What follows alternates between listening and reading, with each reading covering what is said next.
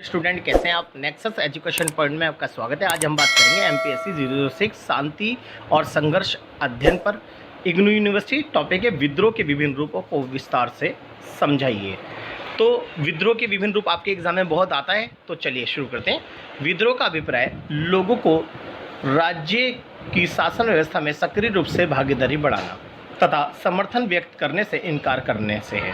अगर किसी शासन व्यवस्था में अगर कोई अपनी भागीदारी चाहता है, अगर उसकी भागीदारी को स्वीकार नहीं कर रहा और साथ ही साथ में समर्थन व्यक्त करने से इनकार करने से है, इसी को हम विद्रोह का नाम देंगे। अर्थात स्थापित वैधानिक नियमों के माध्यम से लोकतांत्रिक विरोध के नियमों की सीमा समाप्त हो जाती है। ये एक संगठित आंदोलन होता है जिसका उद्देश्य शस्त्र संघर्ष के द्वारा मौजूदा सरकार के शासन को समाप्त करना होता है। तो ये विद्रोह जो होता है वो किसी देश की मौजूदा सरकार का तख्ता पलट करने के लिए, यानी उसके शासन को समाप्त करने के लिए विद्रोह किया जाता है। और लेकिन विद्रोह का अभिप्राय सक्रिय विद्रोह से है। साधारण तौर पर इसमें गैर कानूनी गतिविधियों से सरकार की नीतियों व सरकार तंत्र को परिवर्तित करने के उद्देश्य से किया जाता है। इसका सबसे बड़ा विद्रोह का एग्जाम्पल देख लीजिए, अफगानिस्तान में तालिबानी शासन। जब इससे पहले जब 2001 में जब तालिबानी शासन का अंत करा था और उस पर अमेरिका ने अपने विश्वास मत व्यक्ति को वहाँ का शासक बना दिया था, तो उसके बदले में अब हाल ही में अफ़गानिस्तान में जो तालिबान ने यानी आतंकवादियों ने जो दोबारा वहाँ पर सत्ता परिवर्तित करी, काफ़ी टाइम लगा और वहाँ पर अपनी सत्ता दोबारा पुनः स्थापित करी। और वहाँ पर जो अमेरिका के जो समर्थक व्यक्ति जो वहाँ का शासक था, उसको वहाँ पर अपनी गद्दी को छोड़ना पड़ा। इस तरह से अफ़गानिस्तान में पूरी तरह वहाँ पर उनके शासन यानी तालिबानी शासन का अंत हुआ। और ये तालिबानी शासन का जो स्थापना हुई वो विद्रोह से हुई, तो इसी को हम विद्रोह का रूप देंगे। तो आप अफ़गानिस्तान का आप विद्रोह के रूप में आप वहाँ पर स्थापित कर सकते हो।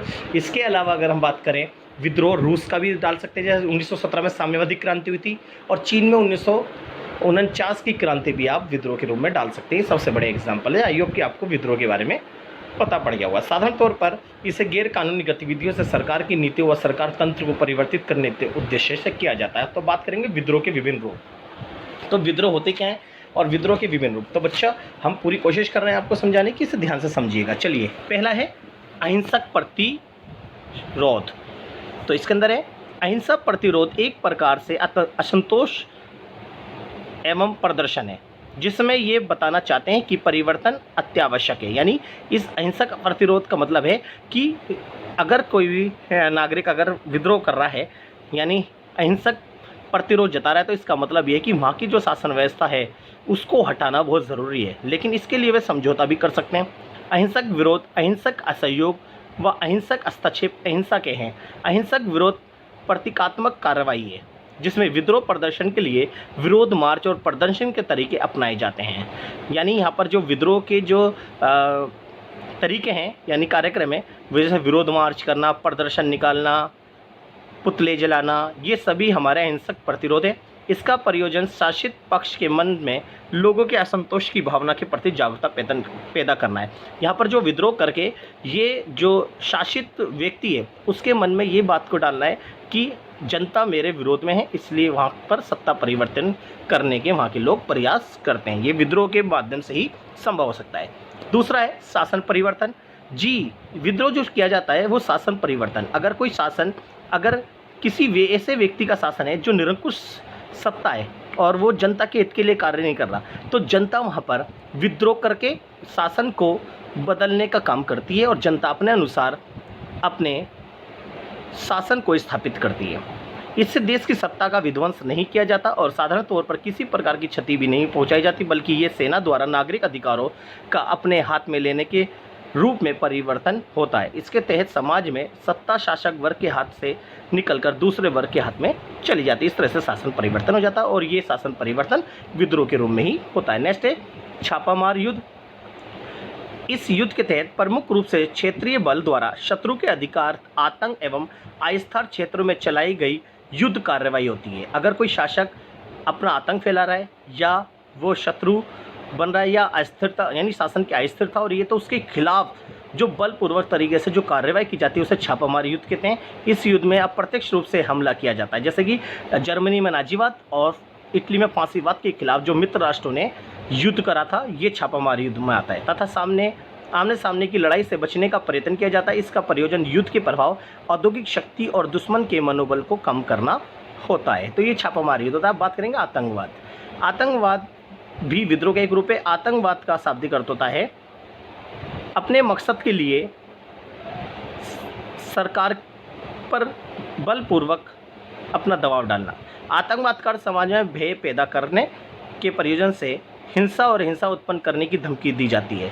अमेरिका के विदेश विभाग ने आतंकवाद को राष्ट्रीय वर्गों और गुप्त अभिकर्ताओं द्वारा गैर युद्ध लक्ष्यों के विरुद्ध नियोजित राजनीति से प्रेरित हिंसा के रूप में परिभाषित किया है। और इनका जो आतंकवाद होता है ये अपने मकसद के लिए वो सार्वजनिक संपत्ति को नुकसान पहुंचाते हैं और अपने यहाँ पर जनमानस को अंकित करते हैं, जिसके माध्यम से वो सरकार पर दबाव डालते हैं। आतंकवाद सुरक्षा के अपरंपरागत खतरे की श्रेणी में आता है, जिसका अर्थ राजनीतिक खून खराबे से है, जो जानबूझकर बिना किसी वजह से नागरिकों को निशाना बनाता है।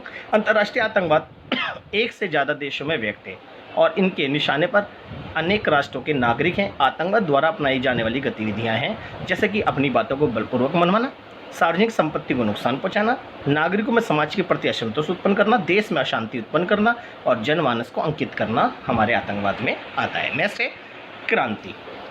तो क्रांति भी युद्ध का एक रूप है, तो इसे हम ध्यान से देखते हैं। चलो ध्यान से देखिएगा। क्रांति समाज की राजनीति, सामाजिक प्रणाली को पूरी तरह से विचलित कर देती है। ये असंतोष के परिणाम प्रणाली को ठीक करने के लिए चलाई जाती है, जैसे कि कार्ल मार्क्स की क्रांति, जिसने बोला कि समाज में जो शक्तिशाली वर्ग होता है आर्थिक शक्ति के माध्यम से गरीबों का शोषण करता है और शोषण से परेशान होकर लोग क्रांति कर देते हैं और क्रांति में पूंजीपतियों का खात्मा करके और साम्यवादी शासन की स्थापना करते हैं। और ये साम्यवादी शासन जो होता है वो गरीबों की सरकार होती है, जैसा कि 1917 में रूस के अंदर हुआ जार निकोलस के शासन के खिलाफ, और वहाँ की जो शक्तिहीन जनता है उनकी सरकार यानी कम्युनिस्ट पार्टी की सरकार वहाँ पर स्थापित हुई। जैसे कि दूसरा एग्जाम्पल है हमारा चीन 1949 की क्रांति माओ के नेतृत्व में। ठीक है बच्चों, आगे देखते हैं गृह युद्ध।